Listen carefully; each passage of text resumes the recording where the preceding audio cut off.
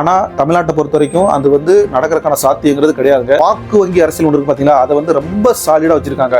DMK மாதிரி ஒரு mega கூட்டணியை வீழ்த்தணும் அப்படின்னா அதுக்கு ஒரு மேசிவ் ஹிட் அடிப்பாங்க. அதாவது 200 சீட்டுக்கு மேலே அடிக்கிறதுக்கான கன்ஃபார்ம் வாய்ப்பு இருக்கு. எதிர்க்கட்சி தலைவர் வர்றது கூட வாய்ப்பு அதிகமாக இருக்கு. அரசியல் வந்து நிரந்தர நண்பனும் கிடையாது, நிரந்தர எதிரியும் கிடையாது. மக்கள் அனைவருக்கும் வணக்கம். அதிமுக என்டிஏ கூட்டணியில் விஜய் பவன் கல்யாண் ஃபார்முலாவை கையில் அடிக்கிறாரா அப்படிங்கிற தம்பனியில பார்த்துட்டு இந்த வீடியோவில் வந்திருப்பீங்க. என்டிஏ கூட்டணியில் வந்து விஜய் சேருவதனால அவருக்கு என்னென்ன பாசிட்டிவ்ஸ் அண்ட் நெகட்டிவ்ஸ் இருக்குது அப்படின்றத இந்த வீடியோவில் பார்ப்போம். இந்த வீடியோட முடிவில் விஜய் அவர்கள் வந்து என்டிஏ கூட்டணியில் சேர்றது நல்லதா கெட்டதா அப்படிங்கிறத பற்றி நான் சொல்லியிருப்பேன். இந்த வீடியோ கடைசி வரைக்கும் பாருங்கள். உங்களோட கருத்துக்களை கமெண்ட்ல சொல்லுங்கள். என்டிஏ தரப்புலேருந்து விஜய் அவர்களை எப்படியாவது கூட்டணிக்குள்ள இழுத்துடணும் அப்படின்னு சொல்லிட்டு நிறைய முயற்சி பண்ணுறாங்க. இதுக்கு விஜய் தரப்புலேருந்து எந்தவித அதிகாரப்பூர்வ தகவலும் வந்து வரல. ஆனாலும் அவர் வந்து அவர் கட்சி நிர்வாகிகள் மற்றும் மாவட்ட செயலாளர்கள் வந்து ஒரு மீட்டிங்ல பேசினதுல பெரும்பான்மையான மாவட்ட செயலாளர்கள் வந்து என்ன சொல்லியிருக்காங்கன்னா, நம்ம வந்து கூட்டணியில போறதா நல்லது அப்படின்ற மாதிரி வந்து சொல்லியிருக்காங்க. விஜய் அவர்கள் வந்து தீவிர யோசனையில் இருக்காரு. ஃபியூச்சர்ல என்ன நடக்கும்ன்றத நம்ம வெயிட் பண்ணி தான் பார்க்கணும். அவரை என்டிஏக்குள்ள எப்படியாவது கொண்டு வரணும்னு சொல்லிட்டு ஆந்திராவை சேர்ந்த பவன் கல்யாண் அவர்களும் அவரை தொலைபேசி மூலமா வந்து பேசி முயற்சி எடுத்துட்டு இருக்காரு.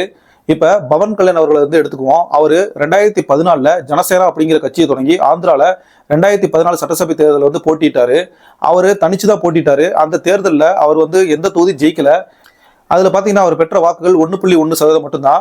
அதுக்கப்புறம் 2019 நடந்த சட்டசபை எலெக்ஷன்லையும் போட்டிட்டாரு. 2014 2019 இந்த 2 வட்டம் பார்த்தீங்கன்னா அங்கே சட்டசபை தேர்தலும் எம்பி எலெக்ஷன் வந்து பார்த்தீங்கன்னா ரெண்டுமே சேமாக தான் நடக்கும். மொத்தம் 4 தேர்தலில் வந்து தனிச்சு போட்டிட்டாரு. அந்த 2வது நடந்த சட்டசபை தேர்தலில் 5.5% வாக்கு வங்கி வாங்கினாரு. அதில் அவர் கட்சியை சேர்ந்த ஒரே ஒருத்தர் மட்டும் தான் வந்து எம்எல்ஏவா போனார். இருந்தாலும் அவரால் வந்து பெருசாக வந்து சோபிக்க முடியல. அதுக்கப்புறமா 2024 பவன் கல்யாண் அவர்களோட ஜனசேனா கட்சி, தெலுங்கு தேசம் கட்சி மற்றும் பிஜேபியோட கூட்டணி சேர்ந்து 2024 எலெக்ஷனை வந்து ஃபேஸ் பண்ணாங்க. அதுல அவர் போட்டியிட்ட அனைத்து தொகுதியிலும் வெற்றி பெற்று, அதாவது 100% வெற்றி பெற்று இன்னைக்கு ஆந்திராவில் வந்து பவன் கல்யாண் அவர் வந்து டெப்டி சிஎம்மா இருக்காரு. அதே மாதிரி ஒரு ஃபார்முலாவை தான் வந்து விஜய் வந்து எடுக்கணும்னு நினைக்கிறாரு. இங்க ஒரு விஷயத்தை பார்க்கணும். பவன் கல்யாண் அவர்கள் வந்து 2017 இருந்து 2024 வரைக்கும் 10 வருஷமா வந்து ஸ்ட்ரகிள் பண்ணியிருக்காரு. ஆனா விஜய் அவர்கள் வந்து கட்சி ஆரம்பிச்சு 2 ஆண்டுகள் தான் ஆயிருக்கு. இது வந்து இந்த 2026 சட்டசபை எலெக்ஷன் வந்து அவர் சந்திக்கிற முதல் தேர்தல். இதுலயே வந்து அவங்க கட்சி ஜெயிச்சு பெரும்பான்மை பெற்று வந்து முதலமைச்சர் ஆகணும்னு சொல்லிட்டு அவங்க ஒரு கனவுல இருக்காங்க. ஆனா தமிழ்நாட்டை பொறுத்த வரைக்கும் அது வந்து நடக்கிறதுக்கான சாத்தியங்கிறது கிடையாதுங்க. ஆனா இவர் வந்து ஒரு குறிப்பிட்ட அளவு வாக்கு வங்கி வாங்குவார். அதுல வந்து எந்த விதமான சந்தேகம் இல்லை.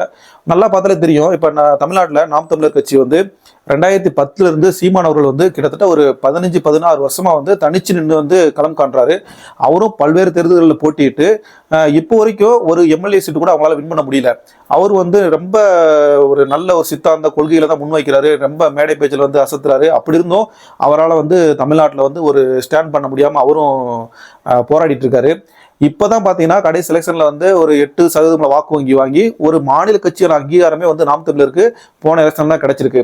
ஆனா விஜய் அவர்களுக்கு வந்து ஏற்கனவே வந்து ஒரு ஃபேன் பேஸ் இருக்கிறனால, ஒரு ஃபெமிலியாரிட்டி இருக்கிறனால அவருக்கு வந்து அந்த மாநில கட்சி அங்கீகாரங்கிறது இந்த ஃபர்ஸ்ட் எலெக்ஷன்லேயே வந்து ஈஸியாக கிடைச்சிரும். ஏன்னா இதுலேயே பார்த்தீங்கன்னா அவருக்கு 10 to 12% வந்து வாக்கு வங்கி வந்துடும். அவர் வந்து ஈஸியாக வந்து ஒரு மாநில கட்சி வாங்கிடலாம். ஆனால் சீட்டு ஜெயிச்சு கோட்டைக்கு போக முடியுமான்னு கேட்டிங்கன்னா அது வந்து சந்தேகம் தான். தமிழ்நாட்டோட ஹிஸ்ட்ரி எடுத்து பார்த்தீங்க அப்படின்னா இந்த 2 பெரும் திராவிட கட்சிகளை தாண்டி 3வது ஒரு கட்சி வந்து இதுவரைக்கும் ஆட்சி அமைச்சது இல்லை. ஏன் அப்படின்னா இப்ப திராவிட கட்சிகள் வந்து அவங்களோட வாக்கு வங்கி அரசியல் ஒன்று இருக்கு பாத்தீங்களா, அதை வந்து ரொம்ப சாலிடா வச்சிருக்காங்க.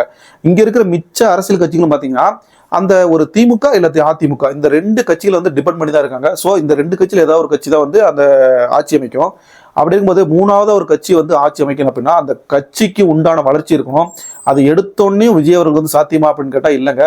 என்னைய கேட்டால் அவர் வந்து ஒரு புத்திசாலித்தனமா யோசிச்சு எலெக்ஷன்ல வந்து அவர் ஃபர்ஸ்ட் இந்த அதிமுக என்டிஏ அலைன்ஸ்ல வந்து அவர் ஜாயின் பண்ணிட்டார் அப்படின்னா அவருக்கு வந்து ஒரு 30-40 சீட் ஒதுக்குறாங்கன்னு வச்சுக்கோங்களேன். அவரு ஒரு வாங்குற இடத்துல கண்டிப்பா சொல்றேன், இந்த ஒரு அலைன்ஸ் அமைஞ்சு அப்படின்னா டிஎம்கே மாதிரி ஒரு மெகா கூட்டணியை வீழ்த்தணும் அப்படின்னா அதுக்கு வந்து டிவிகே வந்து இந்த ஏடிஎம்கே என்டி அலைன்ஸ் வந்து சேர்ந்தா தான் டிஎம்கே மாதிரி ஒரு மெகா கூட்டணி வந்து வீழ்த்த முடியும். அப்படி சேர்ற பட்சத்துல இந்த ஏடிஎம்கே டிவிகே என்டிஏ அலைன்ஸ் வந்து பாத்தீங்க அப்படின்னா கிட்டத்தட்ட ஒரு மேசிவ் ஹிட் அடிப்பாங்க. அதாவது 200 சீட்டுக்கு மேலே அடிக்கிறதுக்கான கன்ஃபார்ம் வாய்ப்பு இருக்கு. அந்த அளவுக்கு வந்து இவங்களுக்கு வந்து ஒரு பலம் இருக்கு சேர்ந்தாங்க அப்படின்னா. அப்படி சேர்ற பட்சத்தில் இவர் வந்து ஒரு டெப்டி சிஎம் கூட டிமாண்ட் பண்ணலாம் விஜய் அவர்கள். அப்படி இல்லாத பட்சத்தில் 2011 எலெக்ஷன்ல வந்து தேமுதிக வந்து அதிமுக கூட கூட்டணி வச்சு எதிர்கட்சி ஆனார் பார்த்தீங்களா, அதே மாதிரி விஜய் அவர்களும் எதிர்கட்சி தலைவர் வர்றது கூட வாய்ப்பு அதிகமாக இருக்கு. ஃபர்ஸ்ட் இவர் வந்து ஒரு கட்சி வந்து ப்ரூவ் பண்ணணும். இவர் வந்து ஒரு ஒரு கூட்டில் ஜாயின் பண்ணி இவர் ஒரு கொஞ்சம் சீட்டு ஜெயிச்சு சட்டசபையில் நுழைஞ்சு ஒரு 5 வருஷம் இவங்களோட செயல்பாடு எப்படின்னு சொல்லிட்டு மக்கள் பார்க்கணும். அவங்க வந்து கட்சியை வந்து பலப்படுத்தணும். பலப்படுத்திட்டு அதுக்கப்புறமா நீங்க வந்து ஒரு 5 வருஷம் கழிச்சு உங்க கட்சி பேஸ் பண்ணி ஸ்ட்ராங் பண்ணிடலாம், சட்டசபைகளும் நுழைஞ்சிடலாம். அதுக்கப்புறம் நீங்க வெளியே வந்ததுக்கு அப்புறம் கூட உங்களுக்குன்னு ஒரு வாக்கு வங்கி வந்துடும் பாத்தீங்களா, அதை வச்சு நீங்க மற்ற கட்சியில் உங்க மேல நம்பிக்கை வரும், மக்களுக்கு உங்க மேல நம்பிக்கை வரும். அப்படின்னா இந்த கட்சி வந்து நீங்க 3வது அணியா நீங்க உருவெடுத்து அதுக்கப்புறம் நீங்க சிஎம் சீட்டுக்கு வந்து அடுத்து வரப்போற எலெக்ஷன்ல வந்து நீங்க வந்து தனி கேண்டிடேட்டா நீங்க நிக்கலாம்.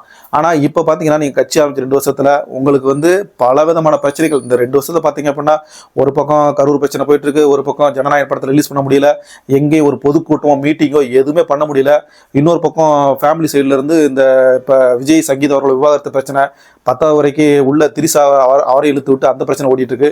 இவ்வளவு பிரச்சனைகள் மத்தியில உங்களால கட்சியை நடத்தவே முடியல.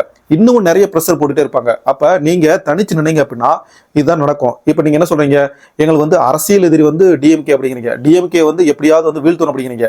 நீங்க வந்து தனியா நின்னா எப்படி வீழ்த்த முடியும்? நீங்க தனியா நின்னீங்க அப்படின்னா நீங்க ஒரு கொஞ்சம் ஓட்டை பிரிப்பீங்க, அந்த பக்கம் ஏடிஎம்கே என்டி அலைன்ஸ் வந்து கொஞ்சம் ஓட்டு வாங்குவாங்க. கடைசியில் யாருக்கு சாதகமாக முடியும்? டிஎம்கே கூட்டணி கிளியரா வின் பண்ணிட்டு போயிடுவாங்க.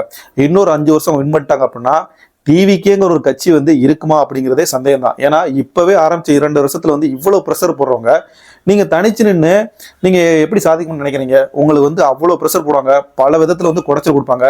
இன்னொரு 5 வருஷம் கழிச்சு டிவிக்கேங்கிற ஒரு கட்சி இருக்குமா அப்படிங்கிறதே ஒரு சந்தேகம் தான். அதனால கட்சியோட எதிர்காலத்துக்காண்டி நீங்க என்ன பண்ணலாம் அப்படின்னா நீங்க அதிமுக என்டிஏ கூட்டணியில் சேர்றது தான் நல்லது. என்னைய கேட்டா அதுதான் வந்து உங்க கட்சியை வந்து காப்பாற்றிக்க முடியும். நீங்க சொல்லலாம் என்ன நம்ம வந்து பிஜேபி வந்து கொள்கை எதிரி அப்படின்னு சொல்லிட்டு நம்ம பேசியிருக்கோம், நிறைய விமர்சனங்கள் பண்ணியிருக்கோம். அப்படி இருக்கும்போது மக்கள் வந்து நம்மளை 3வது அணியா நினைக்கிறாங்க, 2வது சிறுபான்மையின வாக்கு வந்து நமக்கு போயிடும் அப்படின்னு நீங்க பயந்து நீங்க என்டிஏ கூட்டணிக்கு போறதுக்கு தயக்கம் காட்டுறீங்க. அது நல்லாவே தெரியுது. உங்களுக்கு அதிமுக கூட சேர்றது வந்து பிரச்சனை கிடையாது, ஆனா அதுல பிஜேபி இருக்கிறது தான் உங்களுக்கு பிரச்சனை.